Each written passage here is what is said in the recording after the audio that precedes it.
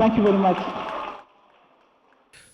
On Tuesday, 317 members of parliament approved a motion to create 15 new cities, with 7 slated to become operational on 1st July.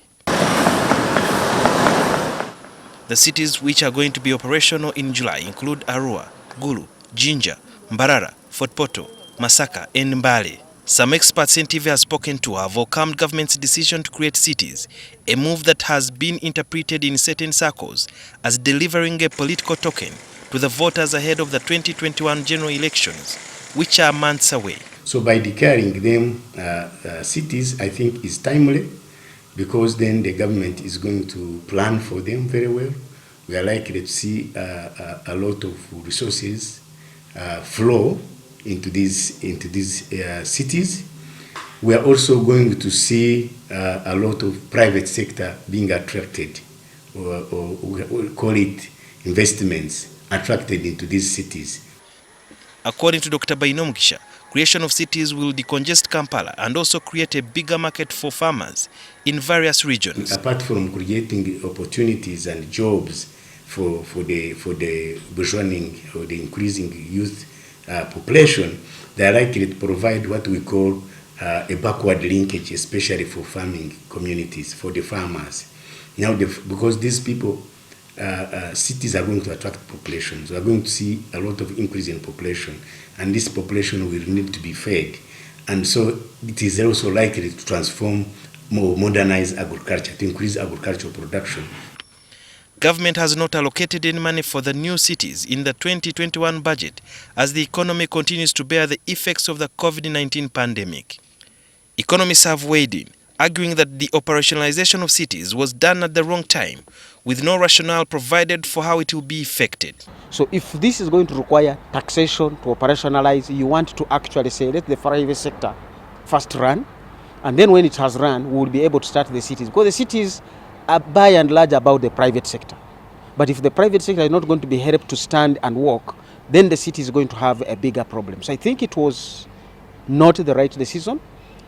It would be good for us, for the president, really, as he presided over the 20 million and discussed with the speaker, to say this is one of those conversations that I think was not at the right timing. We don't know what his view will be on this, but this should be something we should defer in the later years. Find the decision is made, operationalization should be deferred. We have made Ugandans choose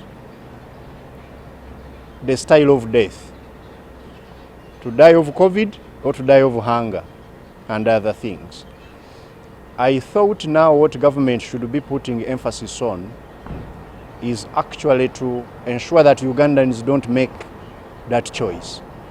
To say that, let me get out of here, I would rather die of COVID than dying of hunger. So every shilling that we have should be invested in keeping the livelihoods of people such that they can be able to,